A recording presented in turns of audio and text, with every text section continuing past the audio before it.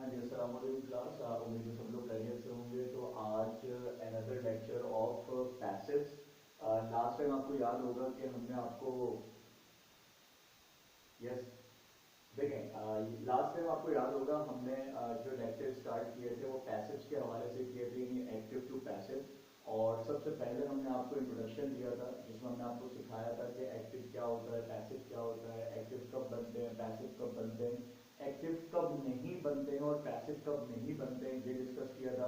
फिर उसके बाद हमने आपसे लास्ट टाइम डिस्कस किया था कि इंडेफिनिट पैसिव, क्योंकि हमने आपको सिखाया था कि इंडेफिनिट पैसिव्स होते हैं, कंटिन्यूअस पैसिव होते हैं, परफेक्ट पैसिव होते हैं, इंपेरेटिव पैसिव्स होते हैं और स्ट्रक्चरल पैसिव होते हैं। यानी टोटल 5 टाइप के पैसिव्स होते हैं, जिसमें हमने लास्ट लेक्चर के अंदर आपको जो है वो फर्स्ट कैटेगरी पढ़ाई थी, जिसमें हमने आपको इंडेफिनिट पैसिव्स पढ़ाए थे। ठीक है, यानी इंडेफिनिट से मुराद ये हमने आपको प्रेजेंट इंडेफिनिट पढ़ाए थे, पास्ट इंडेफिनिट पढ़ाए थे और फ्यूचर इंडेफिनिट के पैसिव पढ़ाए थे, जिसमें हमने असर्टिव, नेगेटिव, इंटेरोगेटिव और WH सारे ही तकरीबन टेंसेस डिस्कस किए। ठीक है, तो आज हमारा जो आज का लेक्चर है वो सेकंड कैटेगरी है पैसिव्स के हवाले से। और ये सेकंड कैटेगरी बेसिकली कौन सी है? ये कंटिन्यूअस पैसिव्स है। कंटिन्यूअस पैसिव से मुराद यानी आज जितने भी हम टेंसेस के पैसिव बनाएंगे वो सारे के सारे कंटिन्यूअस के होंगे। और एक बात है बताते चले हम आपको कि जिस तरह हमने इंडेफिनिट किया था, तो इंडेफिनिट में हमने प्रेजेंट इंडेफिनिट, पास्ट इंडेफिनिट और फ्यूचर इंडेफिनिट, 3 इंडेफिनिट डिस्कस किए थे। लेकिन आज क्योंकि हम कंटिन्यूअस की बात कर रहे हैं और आप जानते हैं कंटिन्यूअस के अंदर प्रेजेंट कंटिन्यूअस का पैसिव तो बनता है, पास्ट कंटिन्यूअस का पैसिव बनता है, लेकिन फ्यूचर कंटिन्यूअस का पैसिव नहीं बनाया जाता, ग्रामर में नहीं है कि फ्यूचर कंटिन्यूअस का पैसिव। ठीक है, तो इसीलिए आज हम जो डिस्कस कर रहे हैं वो 2 कंटिन्यूअस डिस्कस कर रहे हैं, जिसमें हमने यहाँ देख सकते हैं आप ये प्रेजेंट कंटिन्यूअस के टेंसेस लिखे हुए हैं और यहाँ पर कुछ हमने पास्ट कंटिन्यूअस के टेंसेस लिखे हुए। ठीक है जी, तो आज देखें बताते हैं। सबसे पहले हमने आपको बताया है वही फॉर्मूला जो आपने हमेशा यूज करना है, और वो बेसिक चीजें क्या है कि ऑब्जेक्ट, हेल्पिंग वर्ब, वर्ब की थर्ड फॉर्म, बाय और सब्जेक्ट। ठीक है, ये तो जनरल फॉर्मूला पहले बताया था। आज फॉर्मूले में चेंज क्या है? आज फॉर्मूले के अंदर एक वर्ड का इजाफा हुआ है, BEING, बीइंग का इजाफा हुआ है। यानी याद रखने की बात यह है कि जब भी हम कंटिन्यूअस के पैसिव बनाते हैं तो हमें ऑब्जेक्ट और हेल्पिंग वर्ड के बाद हमें किसका इजाफा करना पड़ता है? BEING, बीइंग का इजाफा करना पड़ता है, जिससे वो कंटिन्यूअस का पैसिव कहलाता है टेंस। ठीक है, तो लास्ट टाइम की तरह हम दोबारा से आज जो टेंसेस स्टार्ट करते हैं जैसे कि मैंने पहले बता दिया आपको कि कंटिन्यूअस जो है वो 3 तरह के नहीं है बल्कि 2 तरह के हैं, यानी प्रेजेंट कंटिन्यूअस और पास्ट कंटिन्यूअस। तो प्रेजेंट कंटिन्यूअस में ऑलरेडी इज एम आर मौजूद होते हैं, तो पैसिव में भी इज एम आर ही रहते हैं, बस इजाफा करना पड़ता है हमें BEING का। सही, ऐसे ही पास्ट कंटिन्यूअस में वॉज वर्ड जो है वो ऑलरेडी मौजूद होते हैं। ठीक है ना, जैसे कि आप देख भी सकते हैं तमाम टेंसेस के अंदर के वॉज और वर्ड मौजूद है, लेकिन जब आप पैसिव बनाते हैं तो वॉज और वर्ड के बाद आपने किसका इजाफा करना पड़ता है? बीइंग का इजाफा करना पड़ता है लाजमी। ठीक है जी, तो चले अब हम बनाना शुरू करते हैं कि पैसिव किस तरह से बनेंगे। देखिए जिन्होंने अभी फर्स्ट टाइम देखना शुरू किया है तो हम आपको पता चले कि सबसे पहले आपने ऑब्जेक्ट जो है वो मेंशन करना पड़ता है, और बहुत सारे लोग ऑब्जेक्ट नहीं पहचान पाते, उसे समझ में नहीं आता है कैसे ऑब्जेक्ट पहचाने। तो हमने हमेशा से आपको बताया कि ऑब्जेक्ट पहचानने का बेस्ट तरीका बेसिकली कौन सा है? वो वर्ब है। जैसे वर्ब का मतलब, ये जो वर्ब लिखा हुआ है लिखा हुआ है रिसाइट, यानी रिसाइटिंग, यानी तिलावत करना, सही है, पढ़ना। ठीक है ना, तो पढ़ना या तिलावत करने से पूछा भाई तिलावत तो कर रहे हैं, पढ़ तो रहे हैं, लेकिन क्या पढ़ रहे हैं? तो पता चला द होली कुरान, ये पढ़ रहे हैं। सही है, तो द होली कुरान हमारे पास ऑब्जेक्ट है। मैंने जैसे कि पहले ही बताया था आपको कि जब भी आप पैसिव बनाना चाहते हैं तो सबसे अहम काम आपके लिए क्या है पैसिव बनाने के लिए? कि आपको ऑब्जेक्ट फाइंड आउट करना आना चाहिए, जो कि सही तरीके से आना चाहिए, वरना आपका पैसिव कभी भी सही नहीं बन सकता। ठीक है, तो स्टार्ट करते हैं। सबसे पहले लिखना है हमें ऑब्जेक्ट, तो ऑब्जेक्ट हमारे पास क्या मौजूद है? द होली कुरान, हमने ऑब्जेक्ट लिख दिया यहाँ पे। अब हमें हेल्पिंग वर्ब लिखना है। अब जैसे कि आप पहले से देख पा रहे हैं कि यहाँ पे इज मौजूद है, यानी इज एम आर से मुराद होता है प्रेजेंट कंटीन्यूअस का टेंस मौजूद है। तो आप जानते हैं प्रेजेंट कंटीन्यूअस में helping verb is am are ही रहते हैं, लेकिन डिसाइड हमें करना पड़ता है ऑब्जेक्ट के लिहाज से। द होली कुरान एक सिंगुलर ऑब्जेक्ट है, और सिंगुलर के साथ हम क्या मेंशन करते हैं? इज को ही मेंशन करते हैं, तो हम यहाँ पे क्या लगा देंगे? हम इज लिख देंगे। और फिर आप जानते हैं हर दफा हेल्पिंग वर्ब के बाद हमें इजाफा किसका करना पड़ेगा? BEING, बीइंग का इजाफा करना पड़ेगा, तो हम यहाँ पर बीइंग का इजाफा कर देते हैं। फिर आपको वर्ब की थर्ड फॉर्म लगानी है, तो रिसाइट की थर्ड फॉर्म क्या होती है? रिसाइटेड हो जाती है। और उसके बाद आपने एज यूजुअल बाय लगाना है, और सब्जेक्ट जो कि शी है आपके पास वो आपने यहाँ पर लिख देना है हर करके, ठीक है। अच्छा इस तरीके से अगर सेकंड सेंटेंस देखें हम, we are not celebrating your birthday, तो आप जानते हैं वी सब्जेक्ट है क्योंकि सब्जेक्टिव प्रोनाउन है, सेलिब्रेटिंग यानी वर्ब है यहाँ पे, और योर बर्थडे यानी ऑब्जेक्ट है क्योंकि सेलिब्रेट का मतलब है मनाना, तो मनाना से हम पूछेंगे भाई मनाते तो है लेकिन क्या, तो पता चलेगा भाई योर बर्थडे, आपका बर्थडे मनाया जा रहा है, सही। तो आप बनाना शुरू करते हैं इसको दोबारा से, ऑब्जेक्ट लगाना है सबसे पहले हमें, तो हमने सबसे पहले क्या लिख दिया, योर, हमने लिख दिया यहाँ पे बर्थडे। अब चूंकि योर बर्थडे एक सिंगुलर वर्ड है, ठीक है ना, तो आप जानते हैं सिंगुलर के साथ कभी भी आर नहीं लगता बल्कि क्या लगता है, इज लगता है, तो हम क्या लिखेंगे, योर बर्थडे इज, चूंकि नेगेटिव है तो आप जानते हैं हेल्पिंग वर्ब के फौरन बाद आपने नॉट लगाना होता है, और फिर बाद में आपको इजाफा किसका करना पड़ेगा, बीइंग का इजाफा करना पड़ेगा। बहुत सारे लोग क्या करते हैं, वो क्या लिख देते हैं, your birthday is being not, तो वो नॉट बाद में लगा देते हैं, हालांकि ऐसा नहीं होना चाहिए, हमेशा पहले हेल्पिंग वर्ब के बाद नॉट लगाना चाहिए और उसके बाद बीइंग लगाना चाहिए, कोई दूसरा हेल्पिंग वर्ब लगाना चाहिए। तो your birthday is not being, फिर वर्ब की थर्ड फॉर्म क्या हो जाएगी यहाँ पे, ये हो जाएगी सेलिब्रेटेड, उसके बाद बाय आ जाएगा और सब्जेक्ट हमारे पास बी है, फिर यहाँ आगे क्या हो जाएगा, ये अस हो जाएगा और ये टेंस क्या हो जाएगा, कंप्लीट हो जाएगा, ठीक है जी। उसके बाद थर्ड सेंटेंस जो है वो लिखा हुआ है am I receiving your gifts, ठीक है। तो आप जानते हैं रिसीव जो है वो वसूल करना है, आई सब्जेक्ट क्योंकि सब्जेक्टिव प्रोनाउन है, तो वसूल करने से हमने पूछा भाई वसूल तो कर रहे हैं लेकिन क्या वसूल कर रहे हैं, तो पता चला कि भाई आपके गिफ्ट जो है वो वसूल कर रहे हैं, ठीक है जी। तो पैसिव बनाते हैं हम। अच्छा अब चूंकि आप देख रहे हैं टेंस कैसा है, इंटेरोगेटिव है। अच्छा बहुत सारे लोगों को डायरेक्ट इंटेरोगेटिव बनाने में थोड़ा मसला होता है, वो थोड़ी गलती कर देते हैं, तो अगर किसी को डायरेक्ट बनाने में कंफ्यूजन होती है तो पहले वो सीधा सीधा असर्टिव टेंस बना ले, उसको बाद में इंटेरोगेटिव में कन्वर्ट करने के देखें। पहले मैं आपको स्ट्रेट बना के दिखाता हूं, फिर उसके बाद उसको हम कन्वर्ट करेंगे, ठीक है। तो फॉर्मूले के मुताबिक सबसे पहले ऑब्जेक्ट लिखना है, तो योर गिफ्ट्स क्या करेंगे हम यहां पर लिख देंगे योर, और ये आ जाएगा गिफ्ट्स, GIFTS। अब देखिए योर गिफ्ट्स, गिफ्ट्स जो है वो प्लूरल है, ज्यादा है, तो आप जानते हैं कि प्लूरल के साथ हम आर लगाते हैं, तो योर गिफ्ट्स आर, उसके बाद आपने इजाफा करना होता है बीइंग का, सही, क्योंकि कंटीन्यूअस का पैसिव बना रहे हैं, तो योर गिफ्ट्स आर बीइंग, और रिसीव की थर्ड फॉर्म क्या होती है, रिसीव्ड, RECEIVED, रिसीव्ड हो जाएगा। उसके बाद बाय लिख देंगे आप, और आपके पास सब्जेक्ट आई था तो यहां जाके क्या हो जाएगा, मी हो जाएगा। अगर आप ऐसे ही छोड़ देंगे तो ये गलत है।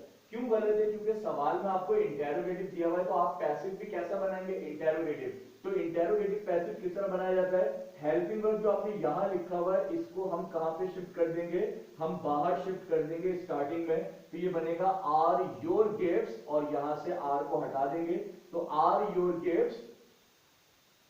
Gifts being received by me, और यहाँ पे लगा देंगे क्या, क्वेश्चन मार्क लगा देंगे, ठीक है। तो होपफुली आपको इंटेरोगेटिव भी बनाना आ गया होगा, ठीक है।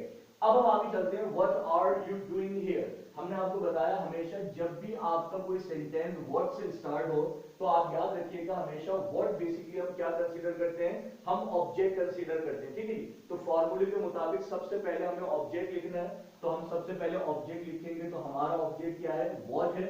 अच्छा जी, व्हाट के बाद आप जानते हैं अब आपको हेल्पिंग वर्ब लगाना है, यानी ऑब्जेक्ट के बाद आपको हेल्पिंग वर्ब लगाना है। तो चूंकि व्हाट हमेशा सिंगुलर काउंट किया जाता है तो हम जानते हैं कि सिंगुलर के साथ क्या लगाया जाता है, इज लगाया जाता है, तो व्हाट इज हो जाएगा। फिर इजाफा करना है हमें बीइंग का, क्योंकि हम पैसिव बना रहे हैं कंटीन्यूअस टेंस का, तो व्हाट इज बीइंग, फिर वर्ब की थर्ड फॉर्म लगानी है, तो डू की थर्ड फॉर्म क्या होती है, डन हो जाती है।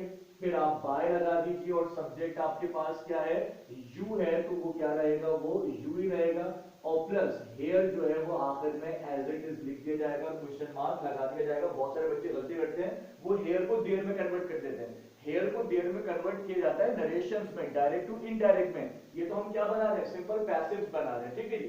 तो what is being done by you here, और क्वेश्चन मार्क लगा देंगे, ठीक है। तो ये जो चार टेंसेस हमने आपके सामने बनाए ये प्रेजेंट कंटीन्यूअस के होगा, ठीक है। अब हम मूव करते हैं पास्ट कंटीन्यूअस की तरफ, देखें तो ये ये दे सब्जेक्ट है, वर्ब हेल्पिंग वर्ब है, और वर्ब से हमें पता चल रहा है कि पास्ट कंटीन्यूअस के टेंस हमें गिवन है। कॉल यहाँ पे वर्ब है, मी ऑब्जेक्टिव प्रोनाउन है लिहाजा ऑब्जेक्ट है, और स्मार्ट का हम क्या करें, वैसे तो ये एडजेक्टिव है, लेकिन आप जानते हैं कॉल का मतलब होता है बुलाना या पुकारना। तो हमने बोला भाई बुलाते हो तो क्या, पुकारते हो तो क्या, कहते हो तो क्या। तो पता चला भाई हम क्या कह रहे हैं, हम तो स्मार्ट कह रहे हैं। तो स्मार्ट बेसिकली क्या है, वो ऑब्जेक्ट में ही काउंट होगा, ठीक है। तो अब बनाते हम, जैसे कि मैंने आपको पहले बताया था, अगर आपके पास दो ऑब्जेक्ट भी मौजूद हैं तब भी आपको कंफ्यूज होने की जरूरत नहीं है, क्योंकि हम ये जानते हैं कि चाहे आप इस ऑब्जेक्ट से पैसिव बनाए या इससे बनाए, दोनों से ही आप पैसिव बना सकते हैं। तो लिहाजा हम कोशिश करते हैं स्मार्ट से बनाने के लिए, ठीक है। तो स्टार्टिंग के अंदर ऑब्जेक्ट लिखना है, तो हमने क्या लिख दिया यहाँ पे, हमने लिख दिया स्मार्ट। और चूंकि सिंगुलर है तो आप जानते हैं वर नहीं लगाएंगे बल्कि वॉज लगाएंगे। चूंकि कंटिन्यूअस का पैसिव बना रहे हैं तो BEING लाजमी लगाना पड़ेगा। तो स्मार्ट वॉज बीइंग, वर्ब की थर्ड फॉर्म क्या हो जाएगी, कॉल्ड हो जाएगी, और फिर बाय हो जाएगा, और सब्जेक्ट दे, तो यहां पर आकर रिप्लेस हो जाएगा देम। अच्छा, अब एक छोटी सी कंफ्यूजन क्या होती है कि सर ये प्रोनाउन जो मी लिखा हुआ था इसको कहां एडजस्ट करें। तो इसको आप वर्ब के बाद ही एडजस्ट कर लीजिए, लेकिन जब भी आप किसी प्रोनाउन को एडजस्ट करते हैं तो आपको टू लगाना पड़ता है अपने पास से। तो पैसिव क्या बनेगा, smart was being called to me by them, ठीक है जी। अब बनाते हैं हम क्या, we were not expecting this, यानी नेगेटिव का पैसिव बनाते हैं। तो आप जानते हैं एक्सपेक्ट का मतलब क्या होता है, तवक्कुल करना, किसी से एक्सपेक्टेशन करना, ठीक है। तो हमने बोला भाई एक्सपेक्ट करते हैं, उम्मीद करते हैं, तो क्या, तो मतलब दिस, ये उम्मीद करते हैं, ठीक है। तो दिस बेसिकली क्या है, वो हमारा ऑब्जेक्ट है। तो फॉर्मूले के मुताबिक हमने सबसे पहले ऑब्जेक्ट लिखना है, तो दिस लिख दिया। दिस क्योंकि सिंगुलर है तो हम वर नहीं लगा सकते, बल्कि क्या लगाएंगे, हम वॉज लगाएंगे। इजाफा हमें करना पड़ता है बीइंग का। अब सवाल ये सर नॉट कहां लगाए, वॉज के बाद नॉट लगाए या बीइंग के बाद नॉट लगाए। तो मैंने आपको हमेशा बताया कि पहले हम क्या करते हैं, पहले हेल्पिंग वर्ब के बाद नॉट लगाते हैं। भले यहाँ पे 4 हेल्पिंग वर्ब दिए हैं, कोई इशू नहीं है, हमारा नॉट जो है वो पहले ही हेल्पिंग वर्ब के बाद लगेगा, ठीक है जी। तो दिस वाज नॉट बीइंग, फिर वर्ब की थर्ड फॉर्म क्या हो जाएगी, वो हो जाएगी एक्सपेक्टेड हो जाएगी, और फिर उसके बाद बाय लिखा जाएगा, और बी का ऑब्जेक्टिव क्या हो जाता है, अस हो जाता है। सब्जेक्ट को हम हमेशा आकर देखते हैं तो क्या हो जाता है, वो ऑब्जेक्ट हो जाता है, यानी अस हो जाता है, सही है। तो this was not being expected by us, ठीक है। अब हम चलते हैं आगे, ये जो हमने इंटेरोगेटिव टेंस लिखा हुआ है कि were you teaching them English. अब आप देख सकते हैं टीच का मतलब है पढ़ाना, तो पढ़ाना से पूछा भाई पढ़ाते हैं तो क्या, तो पता चला भाई इंग्लिश, तो इंग्लिश भी ऑब्जेक्ट है। और चूंकि देम भी ऑब्जेक्टिव प्रोनाउन है तो देम को भी हम ऑब्जेक्ट कह सकते हैं। और हमेशा की तरह आप दोनों में से किसी से भी क्या कर सकते हैं, पैसिव बना सकते हैं। तो हम इंग्लिश से बनाते हैं। अच्छा, अब लोग कंफ्यूज होते हैं डायरेक्ट इंटेरोगेटिव बनाने में, तो आप इसको डायरेक्ट ना बनाएं, आप इसको पहले असर्टिव बना लें और उसके बाद फिर एक हेल्प को बाहर रख के आप इसको इंटेरोगेटिव कर सकते हैं। तो पहले हम इसको असर्टिव करते हैं। तो सबसे पहले हमें ऑब्जेक्ट चाहिए, तो हम बना रहे हैं इंग्लिश के साथ। तो हम यहाँ पे लिख देंगे क्या, हम लिख देंगे इंग्लिश। और चूंकि पैसिव बना रहे हैं तो जाहिर सी बात है इंग्लिश तो सिंगुलर है तो वर्ड तो लगा नहीं सकते, लिहाजा वॉज लगाएंगे। और चूंकि पैसिव बना रहे हैं कंटिन्यूअस का, तो हमें इजाफा करना पड़ेगा BEING बीइंग का।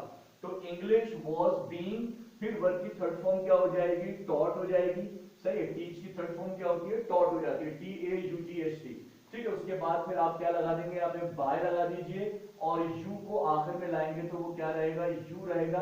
अगर आप ऐसे ही छोड़ देंगे तो अभी दो गलतियां इसके अंदर। पहली बात तो ये सर आपने ये देम को एडजस्ट नहीं किया, तो हाँ वर्ब के बाद देम है तो हम भी वर्ब के बाद ही देम लिखेंगे, सही है। लेकिन आपको हमने बताया कि जब भी प्रोनाउन को एडजस्ट करते हैं तो आपने टू लगाना पड़ता है अपने पास से। तो English was being taught to them by you. अभी भी गलती है, वो क्या है कि सर हमें तो टेंस दिया गया था इंटेरोगेटिव, हमने बना दिया असर्टिव। तो अगर आप इसको इंटेरोगेटिव करना चाहते हैं तो आप इसको बाहर रखें। तो वॉज को जब हम यहां रखेंगे तो ये क्या हो जाएगा, वॉज इंग्लिश, और ये हटा दीजिए यहां से। तो was English being taught to them by you, और आखिर में लगा दीजिए क्वेश्चन मार्क। तो ये आपका बेहतरीन तरीके से इंटेरोगेटिव का पैसिव बन जाएगा। एक और टेंस यहां पे लिखा हुआ हु वाज इंसल्टिंग देम, यानी अब देखा जाए तो ये WH क्वेश्चन दिया हुआ हमें हु वाला, और हमने आपको पहले भी सिखाया था कि हु को हमेशा क्या काउंट किया जाता है, सब्जेक्ट कंसीडर किया जाता है, ठीक है जी। इंसल्ट जो है वो वर्ब है और देम चूंकि ऑब्जेक्टिव प्रोनाउन है लिहाजा ये ऑब्जेक्ट है। अच्छा, जो लोग कंफ्यूज हो रहे हैं, थोड़े बहुत कंफ्यूजन जिनको आ रही है, जो फर्स्ट टाइम लेक्चर सुन रहे हैं, तो काइंडली वो हमारा पहले इंट्रोडक्शन जो है पैसिव का वो जाके सुने, ताकि बहुत सारे कॉन्सेप्ट्स हमने वहां पर क्लियर किए जो अभी हम यहाँ पे डायरेक्ट लेके चल रहे हैं। तो अगर जो लोग फर्स्ट टाइम सुन रहे हैं वो काइंडली पहले जो है ना इंट्रोडक्शन सुने पैसिव का जाके, सही है ना, और फर्स्ट कैटेगरी हमने इंडेफिनिट कराई थी वो सुने जाके, फिर आपको ये चीजें आसानी समझ में आ जाएंगी कि हमने हु को सब्जेक्ट क्यों कह दिया और वर्ड को ऑब्जेक्ट हमने क्यों कह दिया। सही, तो आगे बढ़ते हैं। अब फॉर्मूले के मुताबिक हमें करना है, हमें फॉर्मूले के मुताबिक जो है वो बनाना है, इसका पैसिव बनाना है। और फॉर्मूले के अंदर आप जानते हैं सबसे पहले लिखा हुआ है हमसे क्या, कि ऑब्जेक्ट लगाना है हमने सबसे पहले। तो आप ये जानते हैं हमारे पास ऑब्जेक्ट क्या है, सबसे पहले डैम है, तो वो यहां आकर क्या हो जाएगा, डे हो जाएगा। अच्छा, एक काम कर लेते हैं, थोड़ा सा स्पेस देके इसको सॉल्व करते हैं ताकि आसानी हो हमें थोड़ा चेंजेस करने में। ठीक है, तो डैम जो है वो ऑब्जेक्ट हो जाएगा, तो क्या हो जाएगा, दे हो जाएगा यहाँ आके। और पास्ट कंटिन्यूअस है तो वॉज वर्ड तो रहेंगे, आप जानते हैं दे प्लूरल है तो वॉज नहीं लग सकता, बल्कि क्या लगाना पड़ेगा, वर लगाना पड़ेगा, तो दे वर हो जाएगा। फिर चूंकि कंटिन्यूअस का पैसिव बना रहे हैं तो हम इजाफा किसका करेंगे, बीइंग का इजाफा करेंगे, तो दे वर बीइंग। थर्ड फॉर्म क्या हो जाएगी, थर्ड फॉर्म हो जाएगी इंसल्टेड हो जाएगी। सही है, उसके बाद हम क्या लिखेंगे, हम लिखेंगे बाय, और सब्जेक्ट हमने हु को कहा है तो हु यहां जाके क्या हो जाएगा, वो हो जाएगा WHOM। अगर हमने इसको ऐसे ही छोड़ दिया तो ये गलत है।